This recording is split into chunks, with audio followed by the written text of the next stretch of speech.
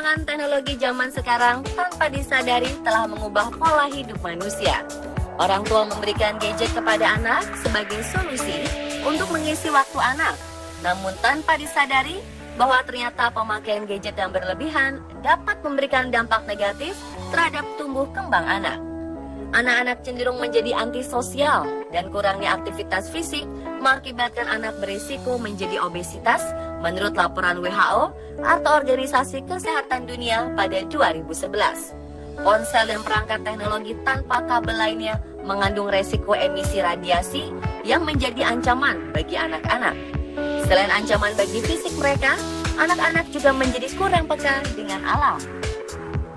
Seperti yang diketahui, usia anak-anak membutuhkan banyak keterampilan fisik dan sosial seperti berlari, melompat, berinteraksi, bermain di luar rumah, dan kegiatan-kegiatan lain yang membuat mereka bergerak.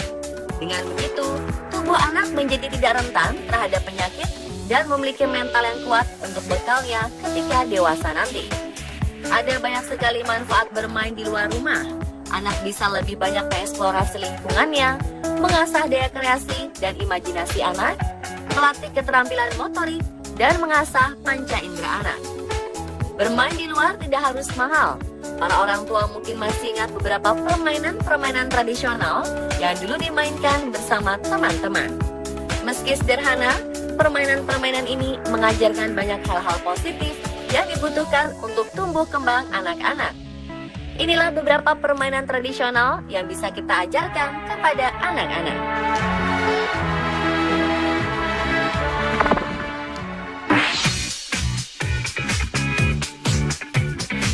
Layang-layang merupakan permainan yang sudah ada 2.500 tahun sebelum Masehi.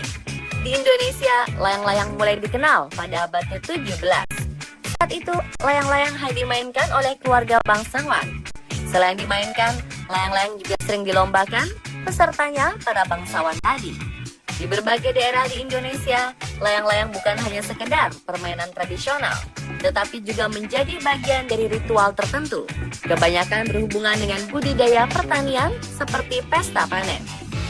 Hampir setiap daerah menyebut permainan ini sebagai layang-layang. Masyarakat Betawi kadang menyebutnya koang.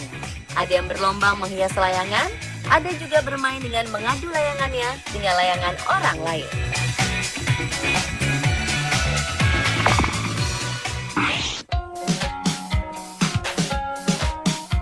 Nah, kalau permainan yang satu ini, pasti hampir semua anak di Indonesia pernah bermain ini. Permainan tradisional lompat-lompatan ini biasanya disukai oleh anak perempuan, namun tidak jarang juga anak laki-laki ikut bermain. Sebelum bermain, anak-anak menggambarkan pola kotak-kotak yang akan digunakan untuk melompat. Lalu setiap anak memegang gacuk yang terbuat dari pecahan genteng atau pecahan ubin. Engklek berasal dari bahasa Jawa. Nama ini dipakai hampir di seluruh daerah. Namun ada juga yang menyebutnya teklek, ingkling, sundamanda, jelonggling, lempeng, dan dampu. Permainan layang-layang dan engklek ini bermanfaat untuk melatih ketangkasan dan kreativitas anak-anak. Membuat dan menghias layangan membangkitkan imajinasi anak-anak dan meningkatkan kemampuannya untuk mengenal warna. Dalam bermain engklek juga ada beberapa gambar dan pola yang harus dibuat untuk dasar permainan. Selain itu, anak-anak dilatih untuk berusaha keras dalam dua permainan ini. Menerbangkan layangan bukanlah hal yang mudah. Harus sabar dan mengerti arah angin. Tali harus ditarik ulur agar layangan tetap terbang di udara. Sementara dalam bermain engklek, kaki sang anak harus bisa tepat menginjak kotak-kotak yang ditentukan. Dengan bermain engklek, kaki anak menjadi kuat dan seimbang.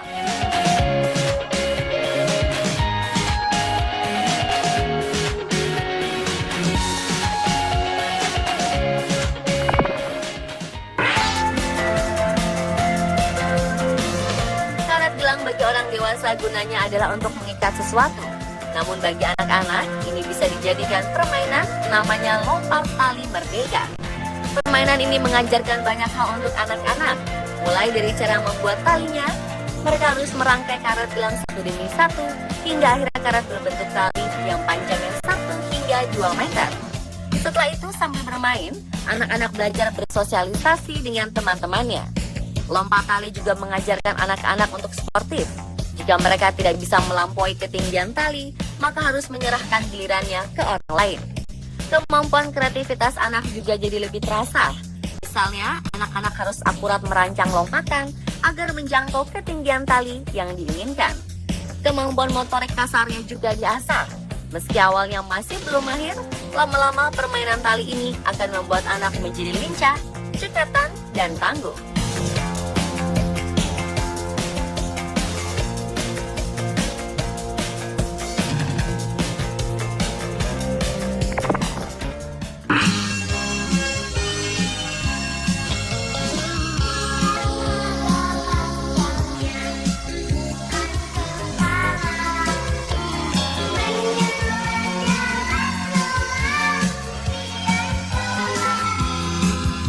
Membutuhkan alat, namun butuh orang yang banyak untuk memainkannya.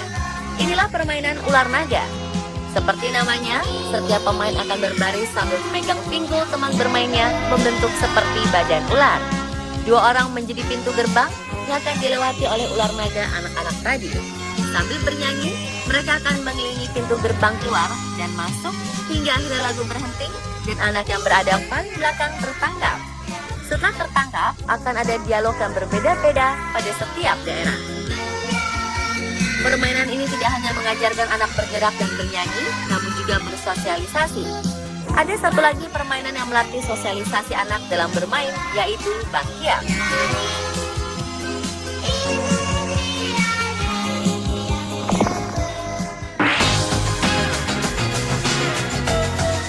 Bakyak merupakan salah satu permainan wajib yang dilombakan ketika memperingati 17 Agustus.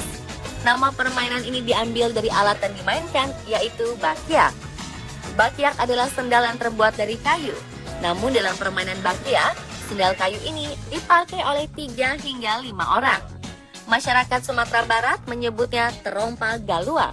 Karena memakainya harus bersamaan, pemain yang memakai bakyak harus bisa kompak agar tidak terjatuh. Agar lebih seru permainannya, bakyak sering dilombakan. Tim yang paling kompak dan paling cepat mencapai garis finish menjadi pemenangnya.